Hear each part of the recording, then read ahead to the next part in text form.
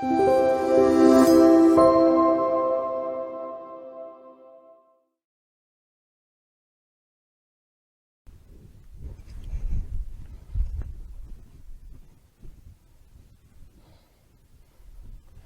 함께 기도로 말씀 시작하겠습니다. 하늘에 계신 우리들의 아버지 하나님, 우리 이렇게 함께 모였습니다.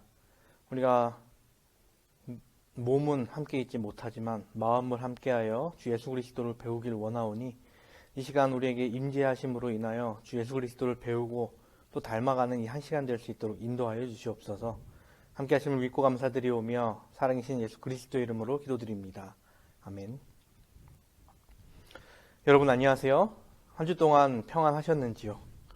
오늘은 지난 시간에 이어서 요한복음 3장에 있는 말씀을 더 살펴보려고 합니다. 하나님의 말씀 요한복음 3장 9절에서 15절에 있는 말씀을 함께 보시겠습니다. 요한복음 3장 9절에서 15절에 있는 말씀 제가 잠시 봉독하겠습니다. 니고데모가 대답하여 가로되 어찌 이러한 일이 있을 수 있나이까? 예수께서 가라사대 너는 이스라엘의 선생으로서 이러한 일을 알지 못하느냐? 진실로 진실로 내게 이르노니 우리 아는 것을 말하고 본 것을 증거하노라. 그러나 너희가 우리 증거를 받지 아니하는도다. 내가 땅의 일을 말하여도 너희가 믿지 아니하거든 하물며 하늘 일을 말하면 어떻게 믿겠느냐? 하늘에서 내려온 자 곧 인자 외에는 하늘에 올라간 자가 없느니라. 모세가 광야에서 뱀을 든 것 같이 인자도 들려야 하리니 이는 저를 믿는 자마다 영생을 얻게 하려 하심이니라. 아멘. 지난주에 우리는 예수님께서 이 거듭남에 대해서 말씀하시는 것을 함께 나눴습니다. 물과 성령으로 거듭남에 대해 말씀하시면서 우리 자신이 완전히 새로운 존재가 되는 것이 거듭나는 것이다 라는 것을 함께 이야기했습니다. 이 말씀을 마치신 뒤에 니고데모가 예수님께 묻습니다. 어찌 이러한 일이 있을 수 있겠습니까? 이러한 질문을 한 니고데모에게 들려온 예수님의 대답은 어떻게 보면 조금 니고데모를 나무라는 듯한 그런 뉘앙스의 질문을 또 던지십니다. 예수께서 가라사대 너는 이스라엘의 선생으로서 이러한 일을 알지 못하느냐? 니고데모를 비롯한 많은 율법학자들과 바리새인들과 공회원들은 백성의 종교적인 교훈을 맡은 사람들입니다. 그런데 그런 자가 그렇게 중요한 진리에 대해서 무지해서는 안 된다라는 것이죠. 어떻게 보면 예수님께서 화를 내신 것 같아 보이기도 하지만 예수님의 말씀의 본질은 그렇지 않습니다. 니고데모가 영적으로 무지한 자신에 대하여 깊은 겸손의 태도를 가져야 한다는 교훈을 어떻게 보면 일깨워 주신 것이죠. 그래서 시대의 소망은 이렇게 이야기합니다. 그리스도께서 매우 엄숙한 위엄으로 말씀하셨으나 표정과 목소리에 지극한 사랑을 나타내셨으므로 니고데모는 자기의 수치스러운 형벌을 깨달았을 때에도 성내지 않았다. 그리고 이 뒤를 이어서 예수님의 가르침이 계속됩니다. 오늘 이 시간 우리가 이 예수님의 가르침을 함께 나누면서 예수님에 대해서 조금 더 알아가는 그러한 시간이 되기를 간절히 바랍니다. 첫 번째로 예수님께서 말씀하시는 것은 우리의 증언에 대해서입니다. 본문 11절과 12절에 있는 말씀입니다. 진실로 진실로 내게 이르노니 우리 아는 것을 말하고 본 것을 증거하노라. 그러나 너희가 우리 증거를 받지 아니하는도다. 내가 땅의 일을 말하여도 너희가 믿지 아니하거든 하물며 하늘 일을 말하면 어떻게 믿겠느냐? 예수님께서는 여기서 이제 진실로라는 단어를 두 번이나 넣으심으로 이 말씀을 아주 강조하고 계심을 우리가 볼 수 있습니다. 여기서 이 진실로라는 단어의 원어는 이제 아멘입니다. 아멘. 우리가 기도를 마치거나 문장 마지막에 이 아멘이라는 단어를 붙이게 되면 우리가 확증하다, 지지하다, 그것이 이루어질 것입니다 라는 말로서 사용이 되는데요. 하지만 이 아멘이 문장 앞에 오게 되면 확실히 진실로라고 이제 번역이 되게 됩니다. 즉 예수님께서 말씀 앞에 이 아멘을 두 번 붙이시면서까지 이 말씀을 니고데모에게 강조하고 계심을 우리가 볼 수 있는 장면이죠. 그리고 예수님께서는 이후에 또 두 부류로 사람을 나누시게 되는데요. 바로 우리와 너희 입니다. 우리라 함은 누구를 뜻하는 것일까요? 거기에 제자들이 같이 있었는지는 모르지만 쉽게 보면 뭐 예수님과 제자들 그리고 더 나아가 선지자들 침례 요한을 비롯해 이야기하는 것으로 보일 수도 있습니다. 하늘 일을 증거하는 계시자이신 예수 그리스도와 그분의 증거를 계속해서 보존하는 모든 공동체를 이제 연상할 수 있는 것이죠. 이것은 삼위일체 하나님을 모두 포함하고 있는 말입니다. 예수님과 함께하는 모든 무리들을 또 예수님께서는 우리라는 그 모임 안에, 그 단어 안에 모든 것을 표현하고 계십니다. 그리고 반대로 등장하는 너희, 이 너희는 이제 옛 사람으로 머물러 있는 모든 자들을 뜻한다고 생각하는데요. 예수 그리스도에 대한 복음을 들었으나 받아들이지 않은 모든 유대인과 반대 세력을 이야기하고 계시는 것도 맞는 것 같습니다. 예수님과 예수의 증거를 받은 모든 증인들이 아는 것을 말하고 보는 것을 증거한다라고 합니다. 그런데 반대 세력들은 그 증거를 전혀 받아들이지 않는다고 이야기합니다. 이 말씀은 옛날이나 지금이나 모든 복음을 접하는 사람들에게 맞는 말인 것 같습니다. 이 장에서 예수님께서 성전을 뒤엎으실 때 다시 한번 그때를 생각해 봅시다. 이스라엘의 종교 지도자들은 예수님을 찾아와 하는 말은 너 나에게 표적을 보여라 라는 말이었습니다. 근데 예수님께서 그 표적에 관하여 말씀하실 때는 이 성전을 허물라 내가 사흘 동안에 일으키리라 라는 말씀을 하시죠. 다른 복음서에서도 이러한 일이 이제 종종 발생했습니다. 예수님께 대하여 표적을 보여달라고 할 때 예수님은 내가 너희에게 줄 표적은 요나의 표적 외에 보일 것이 없다 라고 이야기하시죠. 이 표적에 관하여 지난번에도 말씀을 드렸는데 과연 그들이 예수님께서 표적을 보이셨다면 믿었을까요? 네, 저는 여전히 그렇지 않았을 거라고 봅니다. 예수님께서 공생의 기간 동안 정말 많은 표적을 보이셨죠. 병자들을 고치시고 5천 명을 먹이시고 죽은 자를 다시 살리시는 기적을 보이셨습니다. 하지만 이 모든 것을 보면서도 이스라엘 종교 지도자들은 전혀 회심하지 않았습니다. 예수님께서 돌아가셨을 때 십자가에 달려 돌아가신 후에 단 2명 니고데모와 아리마대의 요셉뿐만이 예수님의 장례를 도왔습니다. 결국 다른 사람들은 자신들이 원한 메시아가 아니라며 예수님을 부정했고 십자가에 못 박았습니다. 사람은 보는 것을 굉장히 중요시 여기죠. 사람이 얻는 정보의 80%를 시각을 통해 얻는다고 하죠. 그래서 사람들이 예수님을 전하는 사람들에게 예수님을 하나님을 직접 보여달라라고 이야기를 하곤 합니다.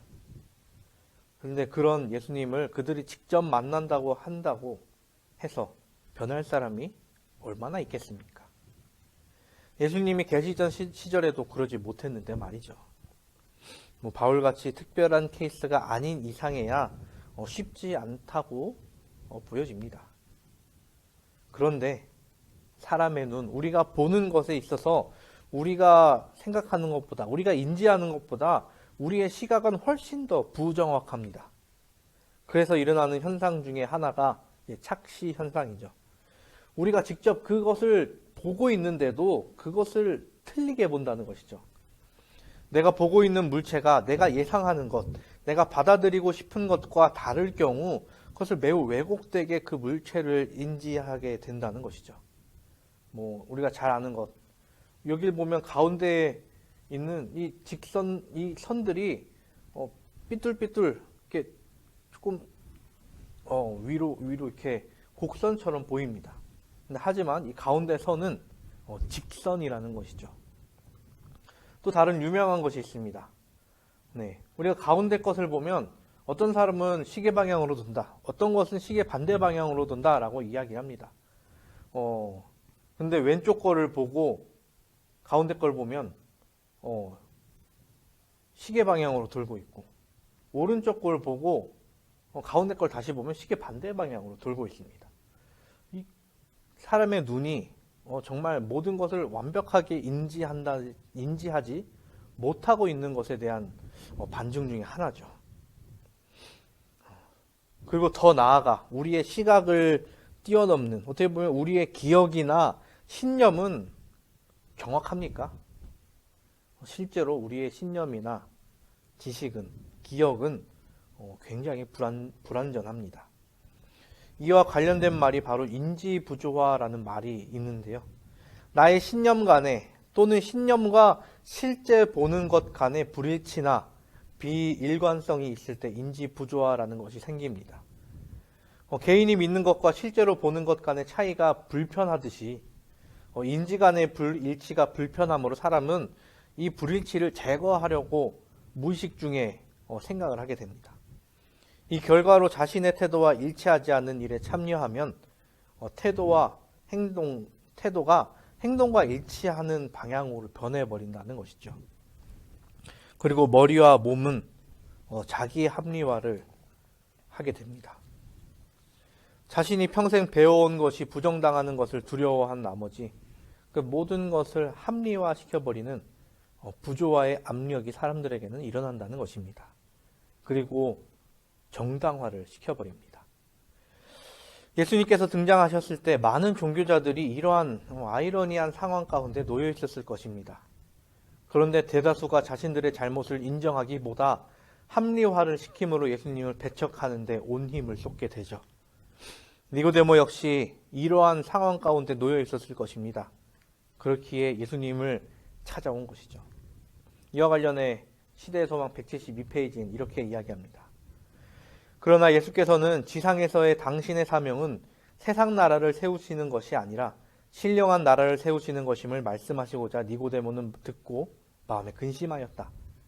만일 니고데모가 사람의 마음에 끼치는 은혜의 역사를 예증하는 그리스도의 교훈을 받아들일 수 없다면 그리스도의 영광스러운 하늘나라가 무엇인지는 그가 이해할 수 있겠는가? 그리스도의 지상에서의 사업에 대한 본질을 분별하지 못한다면 그는 하늘에서 하시는 그분의 사업을 이해할 수 없을 것이다.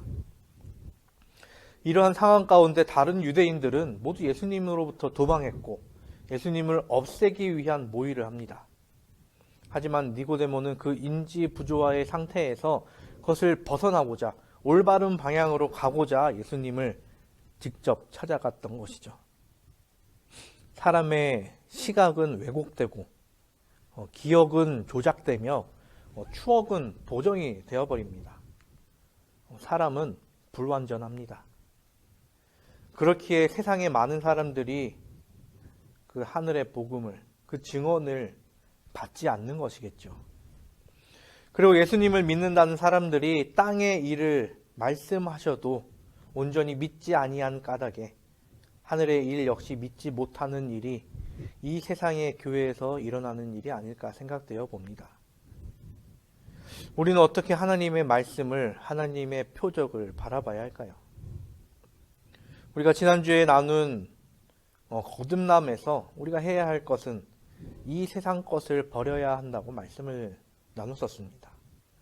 물론 우리가 세상의 지식도 필요로 하지만 그 세상의 지식을 가지고 하나님의 말씀을 바라본다면 그것은 절대로 거듭나는 삶이 아님을 우리가 함께 이야기를 나누었었죠. 그와 같습니다.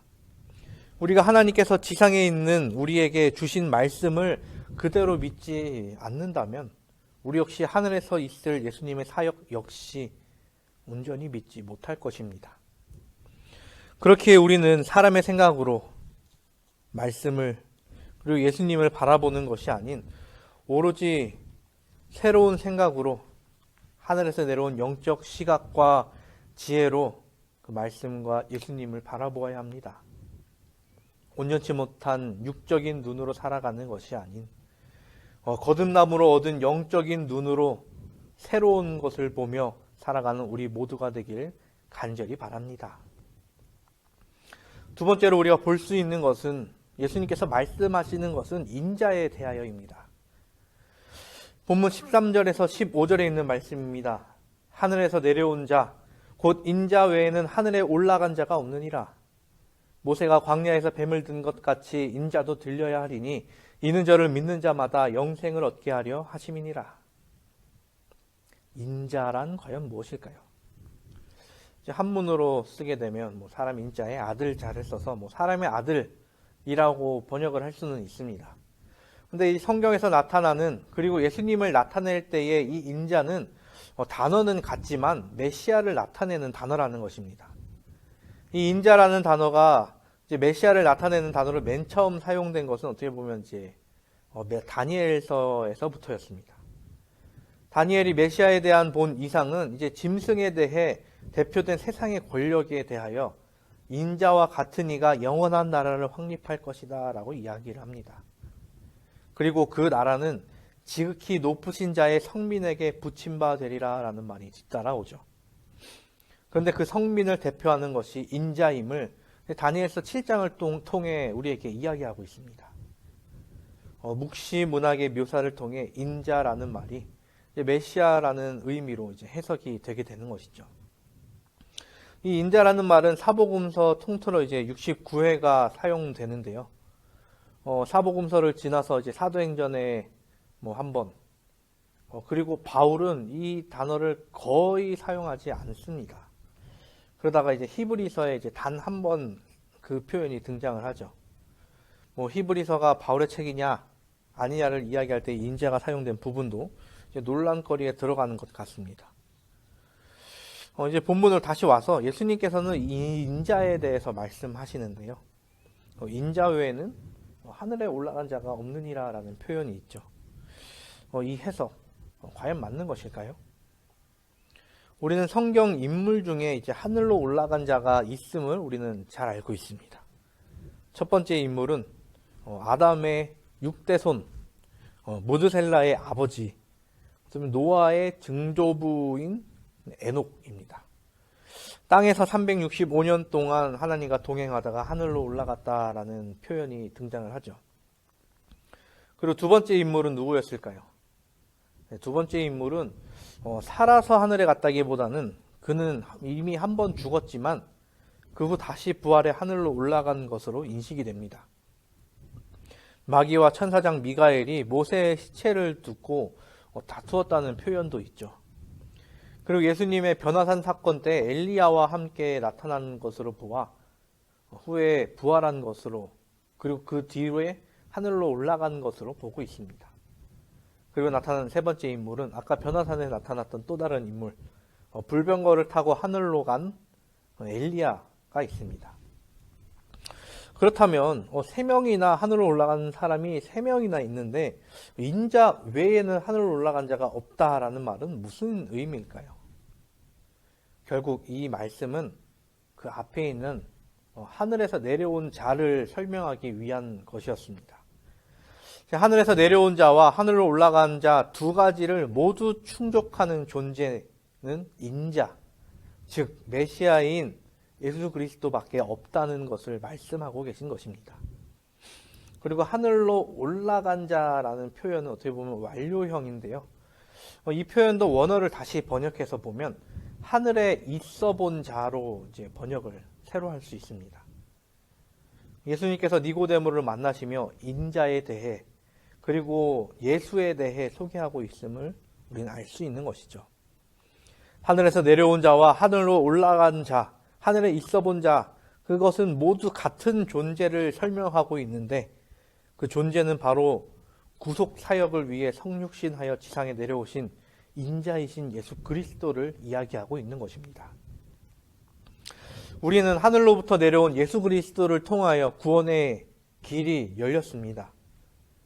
하지만 많은 사람들이 이 하늘을, 이 말씀을 외면한 채 살아가고 있죠. 사람들이 이러했던 것은 하루 이틀 일이 아니죠.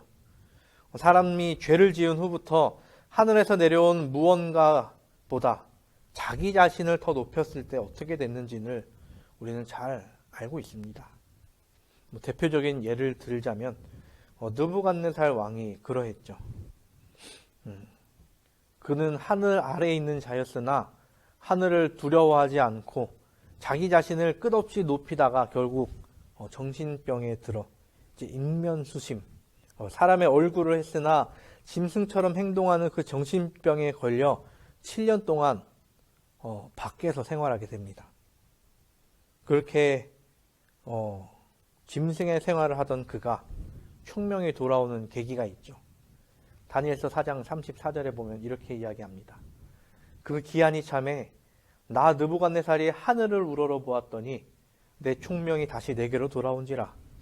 이에 내가 지극히 높으신 자에게 감사하며 영생하시는 자를 찬양하고 존경하였노니 그 권세는 영원한 권세요 그 나라는 대대에 이르리로다. 하늘을 우러러 봤을 때 총명이 그에게 다시 돌아왔습니다. 그리고 지극히 높으신 자를 발견했고 영생하시는 자를 찬양하고 존경하게 됩니다. 우리가 바라봐야 할 곳, 사람이 결국 바라봐야 할 곳은 바로 예수께서 계신 그 하늘인 것이죠. 시대의 소망 173페이지는 이야기합니다. 심령이 깨우침 받는 것은 논쟁이나 토론으로 되는 것은 아니다. 우리는 쳐다보며 살아야 한다. 니고데모는 그 교훈을 받아들이고 그것을 마음에 간직하고 돌아갔다. 그는 성경을 새로운 방법으로 연구하였으니 곧 이론을 변론하기 위해서가 아니라 생명을 얻기 위하여 연구하였다. 성령의 인도하심에 자신을 복종시켰을 때에 그는 하늘나라를 보기 시작했다. 우리는 어디를 보면서 살아가야 할까요? 우리 모두가 하늘나라를 사모하여 또한 예수 그리스도를 바라보며 그로 인해 하늘로부터 내려오는 그 생명을 받고 또한 누리며 또한 전하는 우리 모두가 되기를 간절히 바랍니다. 이 다음 예수님께서 인자가 해야 할 일에 대해서 이야기하십니다. 요한복음 3장 14절 15절 모세가 광야에서 뱀을 든 것 같이 인자도 들려야 하리니 이는 저를 믿는 자마다 영생을 얻게 하려 하심이니라. 예수님께서는 민수기 21장에 나오는 이야기를 들어 인자의 구속 사업에 대해 말씀하십니다. 출애굽 당시 이스라엘 백성들이 광야에서 생활할 때에 불뱀에 물려 죽게 되었을 때 이제 하나님의 말씀에 따라 모세가 구리뱀을 나무에 매달았습니다. 그리고 그것을 본 사람은 누구라도 살았습니다. 이 사건은 예수님께서 십자가에 돌아가실 것과 십자가에 달려 돌아가실 것과 그 십자가에 예수님을 바라보고 믿는 자는 구원을 얻게 될 것임을 예표하는 것이죠. 이는 우리가 잘 알듯이 구리뱀이라는 그 물체 자체가 치유의 능력이 있던 것이 아닙니다. 이스라엘 사람의 마음을 하나님께로 인도함으로 구원을 받게 하였던 것이죠. 이러한 이야기는 성경을 평생 연구해온 니고데모라면 너무나도 잘 아는 내용이었을 것입니다. 왜? 그렇다면 하나님은 뱀을 구원의 도구로 삼으셨을까요? 이제 뱀은 인간을 유혹하고 선악과를 먹게 한 이유로 하나님으로부터 저주를 받아 평생 땅을 기고 흙을 퍼먹게 되었습니다.